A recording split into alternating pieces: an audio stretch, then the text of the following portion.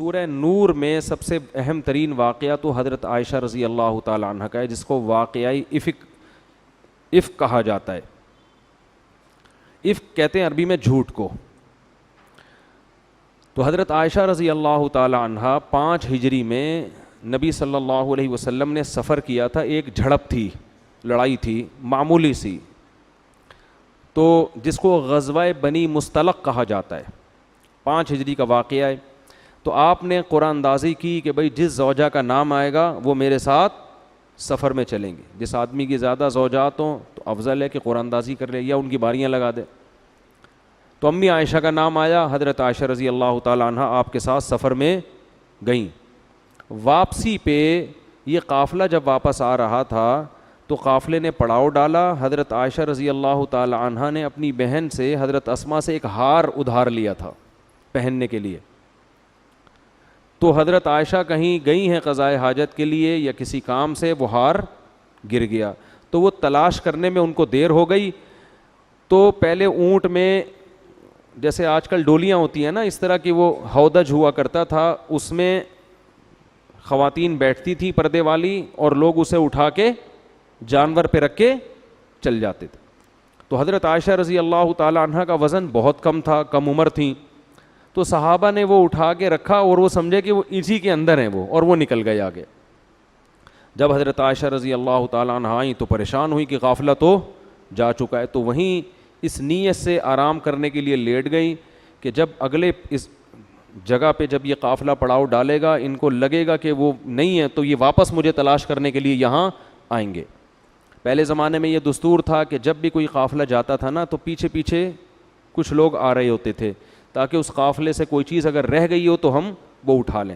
تو حضرت صفوان ابن معطل رضی اللہ تعالی عنہ پیچھے سے آ رہے تھے. ان کی امی عائشہ کے چہرے پہ نظر پڑی تو وہ فرماتے ہیں کہ جب تک پردے کی آیتیں نازل نہیں ہوئی تھیں میں چونکہ حضرت عائشہ کو دیکھ چکا تھا تو اس لیے میں ان کو دیکھ کے پہچان گیا. اس سے بھی پتہ چلتا ہے کہ جب پردے کی آیتیں نازل ہوئی ہیں تو صحابیات نے اپنے چہرے کو بولو بھائی چھپا لیا. یہ خود چہرے کے پردے کی ایک بہت مضبوط دلیل ہے. دوسری طرف دلائل بھی ہیں. تو خیر، تو انہوں نے زور سے انا للہ و انا الیہ راجعون پڑھا. جیسے ہی پڑھا ہے تو حضرت عائشہ اٹھ گئیں. تو فرماتی ہیں اس وقت سے مدینہ داخل ہونے تک کوئی کلام انہوں نے مجھ سے نہیں کیا. بس وہ بیٹھی ہیں ہودج میں اور حضرت صفوان ابن معطل یہ اونٹ پہ بیٹھی ہیں، حضرت صفوان ابن معطل ان کو لے کے چلے گئے اور کوئی بات نہیں. تو جیسے ہی مدینہ میں داخل ہوئے نا تو یہ عبداللہ ابن ابی ابن سلول یہ بہت بڑا منافق تھا. منفی پروپیگنڈے کا اس کو موقع چاہیے، ہر معاشرے میں ہوتے ہیں ایسے لوگ. تو اس نے جب دیکھا کہ امی عائشہ ان کے ساتھ آ رہی ہیں حضرت صفوان ابن معطل، تو اس نے معاذ اللہ نقل کفر یہ پروپیگنڈا کرنا شروع کر دیا کہ اللہ معاف فرمائے، بولتے ہوئے بھی ڈر لگتا ہے کہ معاذ اللہ ان کے آپس میں معاذ اللہ نقل کفر ناجائز تعلقات ہیں، زنا کی تہمت لگائی. اور اتنا پروپیگنڈا کیا اس نے، اتنا پروپیگنڈا کیا کہ 3 صحابہ وہ بھی اس کے پروپیگنڈے میں آ گئے. حالانکہ وہ بدر میں شریک ہوئے تھے، مخلص تھے. 2 صحابہ اور 1 صحابیہ. جو 2 صحابہ تھے ایک تو حسان ابن ثابت، یہ بڑے مخلص صحابی تھے اور یہ نبی کی شان میں اکثر اشعار پڑھا کرتے تھے. اور دوسرے تھے مصطح ابن اثاثہ، یہ بھی غزوہ بدر میں شریک ہوئے ہیں. اور تیسری خاتون تھی حمنہ بنت جہش. تو اتنا اس نے پروپیگنڈا کیا نا کہ یہ بھی اس میں مبتلا ہو گئے. حالانکہ یہ منافق نہیں تھے، وہ تو کمبخت تھا ہی، منافق مشہور تھا. حضرت عائشہ رضی اللہ تعالیٰ عنہ سفر سے واپسی پہ بیمار تھیں، تھکاوٹ تھی، گھر سے نہیں نکلیں. تو ایک دن وہ حضرت مصطح جو تھے نا، جو اس تہمت میں شریک تھے، ان کی والدہ کے ساتھ فرماتی ہیں کہ میں کہیں رات کو قضائے حاجت کے لیے دور گئی. تو جا رہی تھی تو کہیں پاؤں لگا ہوگا کہیں ٹھوکر، تو حضرت مصطح کی جو والدہ تھی انہوں نے اپنے بیٹے کے لیے بد دعا کی کہ وہ ہلاک ہو جائے. تو یہ فرماتی ہیں کہ میں نے کہا کہ وہ بدری صحابی ہیں، کیوں ان کے لیے بد دعا کر رہی ہو؟ تو انہوں نے کہا کہ تمہیں پتہ نہیں ہے تمہارے بارے میں کیا مشہور کر دیا ہے. امی عائشہ کو اس وقت تک پتہ نہیں تھا. تو جب ان کو بتایا تو حضرت عائشہ رضی اللہ تعالی عنہ بہت زیادہ روئیں اور بیمار ہو گئیں گھر کے اندر. اور نبی صلی اللہ علیہ وسلم کو بھی اطلاع ملی کہ مدینہ میں اس قسم کی خبریں مشہور ہو گئی ہیں. تو آپ صلی اللہ علیہ وسلم بھی بہت زیادہ غمزدہ. تو میں بہت مختصر کر کے یہ واقعہ سنا رہا ہوں. تو جب نبی صلی اللہ علیہ وسلم حضرت عائشہ کے والدین کے گھر گئے, ان سے جا کے آپ نے بات کی کہ عائشہ, یعنی آپ بہت پریشان تھے, لیکن آپ نے خود اپنی زوجہ کی بشارت بیان نہیں کی کیونکہ آپ اس میں نیوٹرل رہنا چاہتے تھے. آپ نے حضرت عائشہ سے پوچھا کہ بتاؤ اصل معاملہ کیا ہے. تو حضرت عائشہ فرماتی ہیں کہ میں نے کہا کہ اگر میں یہ کہوں گی کہ میں بے گناہ ہوں تو لوگ میری بات پہ یقین نہیں کریں گے, اور اگر میں یہ کہوں گی کہ میں مجرم ہوں تو فوراً لوگ کیا کر لیں گے, یقین کر لیں گے. تو میں اس موقع پہ وہی کہوں گی جو یعقوب علیہ السلام نے اپنے بیٹے کے گم ہونے پر کہا تھا, فَصَبْرٌ جمیل, میرے پاس صبر کے علاوہ کوئی راستہ نہیں ہے. آپ صلی اللہ علیہ وسلم کو بہت تکلیف ہوئی, اور آپ نے فرمایا کہ اس شخص نے, یعنی عبداللہ بن ابی کے بارے میں, کہ مجھے میری زوجہ کے بارے میں بہت شدید تکلیف کی ہے, بہت شدید تکلیف دی ہے. تو حضرت عائشہ فرماتی ہیں کہ مجھے یقین تھا کہ اللہ نبی کو میری براءت بیان کرے گا. اچھا, اس میں پھر یہ تفتیش جب شروع کی گئی ہے تو سب سے پہلے سوکنوں سے پوچھا جاتا ہے نا, کیونکہ سوکنے تو سوکن کے بارے میں اکثر منفی سوچ. تو جب امہات المومنین سے پوچھا گیا تو انہوں نے سختی سے انکار کیا. انہوں نے کہا کہ ہم نے عائشہ میں ایسی کوئی چیز نہیں پائی. سوکن ہونے کے باوجود انہوں نے گواہی دی. حضرت عائشہ کی خادمہ سے پوچھا گیا, انہوں نے کہا وہ تو اتنی غافل ہیں, لاؤبالی پن جو ہوتا ہے نا گھر میں, جو یعنی ایک بچپنا جو ہوتا ہے کہ بکری گھر میں گھس کے آٹا کھا کے چلی جاتی اور ان کو پتہ نہیں چلتا, ان کو ان چیزوں سے کیا دلچسپی. تو آپ صلی اللہ علیہ وسلم, بہت سارے صحابہ نے, حضرت عمر جب تھے, حضرت عمر سے جب پوچھا گیا یہ کیا معاملہ ہے تو فوراً بول پڑے, سبحانک ھذا بہتان عظیم. کہنے لگے سبحان اللہ, یہ تو بہت بڑا بہتان ہے. بہتان کہتے ہیں جو بالکل واضح جھوٹ ہوتا ہے نا, بہت بڑا, یہ تو بہت بڑا جھوٹ ہے, اس میں تفتیش کی کیا ضرورت ہے, یہ ہو ہی نہیں سکتا. تو نبی صلی اللہ علیہ وسلم جب بہت پریشان ہوئے, حضرت عائشہ کی بھی صبر کی انتہا ہو گئی. تو شدید سردی کا موسم تھا, آپ صلی اللہ علیہ وسلم کو شدید سردی میں پسینہ آنا شروع ہو گیا. صحابہ کرام سمجھ گئے کہ آپ پر وحی نازل ہو رہی ہے. صحابہ تو وحی پہ یقین کرتے تھے نا, یہ اللہ کا, کیونکہ ایسی کیفیت ہو جاتی تھی. تو حضرت عائشہ فرماتی ہیں شدید سردی میں نا آپ کے ایسا پانی کی طرح پسینہ نچڑتا تھا, ایسی کیفیت ہوتی تھی. تو آپ صلی اللہ علیہ وسلم امی عائشہ کے گھر میں, اور آپ پر وحی آنا شروع, اور پورا رکوع 11 آیتیں نازل ہوئیں جس میں اللہ نے حضرت عائشہ رضی اللہ تعالی عنہ کی پاک دامنی کو بیان کیا. تو جیسے ہی آپ نارمل کنڈیشن میں آئے ہیں, آپ صلی اللہ علیہ وسلم نے حضرت عائشہ کو خوشخبری سنائی کہ اللہ نے تمہاری پاک دامنی کو اللہ نے بیان کر دیا ہے. تو حضرت عائشہ کی والدہ کھڑی ہوئیں, انہوں نے فوراً فرمایا کہ اپنے شوہر کا شکریہ ادا کرو. امی عائشہ نے فرمایا نہیں. صحیح ہے نا, کیا فرمایا؟ فرمایا یہ پاک دامنی نبی نے بیان نہیں کی ہے, یہ کس نے بیان کی ہے؟ تو اللہ نے بیان, تو میں اللہ کا شکر ادا کروں گی. تو اس پر یہ آیتیں نازل ہوئیں. حضرت عائشہ فرماتی ہیں مجھے یقین تھا کہ اللہ میری برات کا اعلان کرے گا, مگر اس کا تصور بھی نہیں تھا کہ قرآن کی آیتیں بنا کے اللہ نازل کر دے گا جو قیامت تک پڑھی جائیں گی. تو اللہ تعالیٰ نے پھر جو عبداللہ بن ابی تھا اس کے لیے دردناک سخت عذاب کی خوشخبری بتائی, اور فرمایا کہ جب اصول یہ ہے کہ جو کسی پہ زنا کی تہمت لگائے گا تو کتنے گواہ لے کر آئے گا؟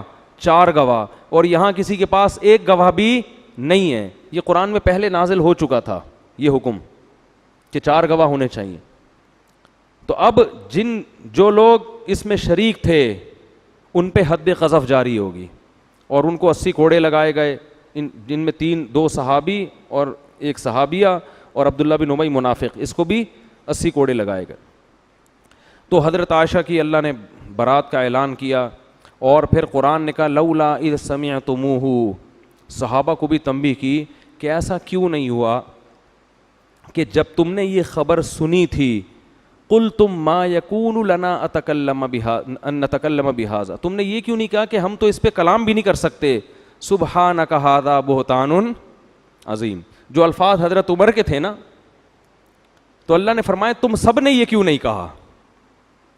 تو یہ بھی حضرت عمر کی فضیلت ہے کہ جو الفاظ انہوں نے کہے تھے وہی آیتیں قرآن بن کے نازل ہوئے. حضرت عمر اس پہ فخر کیا کرتے تھے کہ اللہ نے میرے کلام کو قرآن کا حصہ بنایا کہ تم سب نے وہ الفاظ کیوں نہیں کہے جو کس نے کہے تھے. حضرت عمر تو بہت غیرت والے تھے نا، ان میں تو یہ دائیں بائیں حساب کتاب تھا ہی نہیں. ٹھیک ہے نا، انہوں نے کہا یہ کیسے ہو سکتا ہے، یہ تو ممکن نہیں ہے. کیونکہ سب جانتے تھے پہلے زمانے، جیسے آج بھی گاؤں میں سب ایک دوسرے کو جانتے ہیں، تو پہلے تو صدیوں سے قبیلے ایک ساتھ رہتے رہتے رہتے. بالکل اس کی مثال ایسے ہے جیسے حضرت مریم کے جب بغیر شوہر کے بچہ ہوا ہے تو بنی اسرائیل نے کیا کہا، اے مریم تجھے تو ہم بچپن سے جانتے ہیں، ما کان ابوک امرأ سوء وما کانت امک بغیہ، نہ تمہارا باپ برا آدمی اور نہ تمہاری ماں فاحشہ، تم تو پیغمبروں کے خاندان میں پیدا ہو کے تم نے یہ کیسے کر لیا.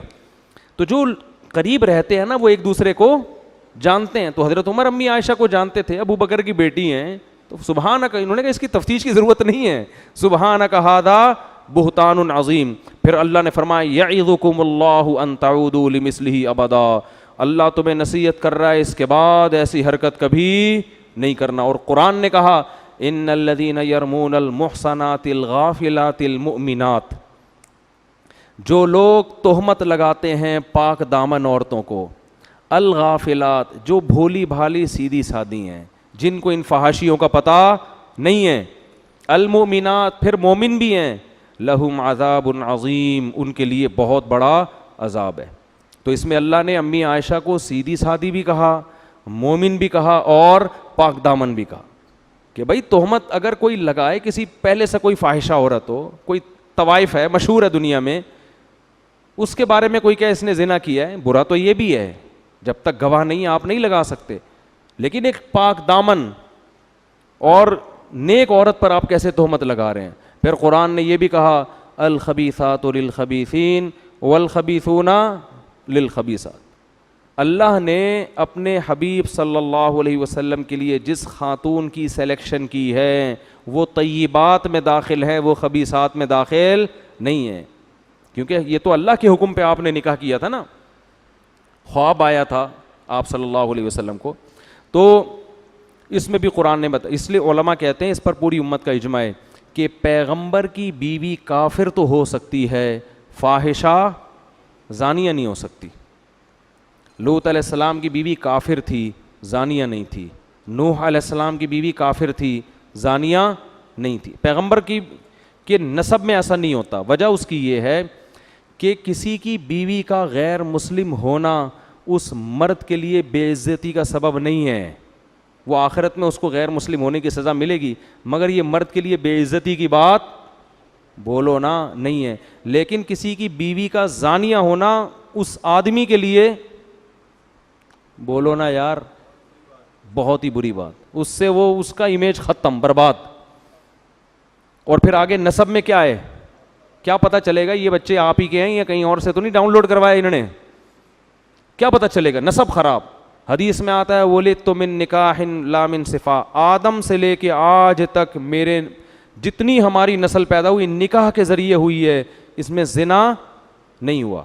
تو پیغمبروں کے لوط علیہ السلام کی جو بیوی تھی وہ زانیہ نہیں تھی، وہ لڑکوں کو، وہ جو ہے نا لوگوں کو فتح بتاتی تھی لڑکوں کے بارے میں، خود زنا نہیں کیا اس نے کبھی. تو پیغمبر کی بیویوں کو اللہ اس برائی سے بچاتے ہیں. اور خود بھی اس سے ہمیں یہ بھی پتہ چلتا ہے کہ دیکھو آپ کی جو بیوی ہے نا عمل میں کمزور ہو، یہ چیز قابل برداشت ہے. کردار کی اگر گڑبڑ ہے تو یہ غیرت مند آدمی کے لیے قابل برداشت. ابے بولنے میں گورنمنٹ نے پابندی لگائی ہے، اس میں کیا شرمانا بھائی بول. دیکھو کوئی کہے کہ دیکھو اس کی بیوی عیسائی ہے، آپ نے کہیں اہل کتاب سے شادی کر لی، لوگ کہیں گے بھائی اس نے گوری سے شادی کی ہے، اس کی بیوی کیا ہے، عیسائی ہے. تو تھوڑا سا ہوتا ہے یار مسلمان سے کرتے تو زیادہ اچھا.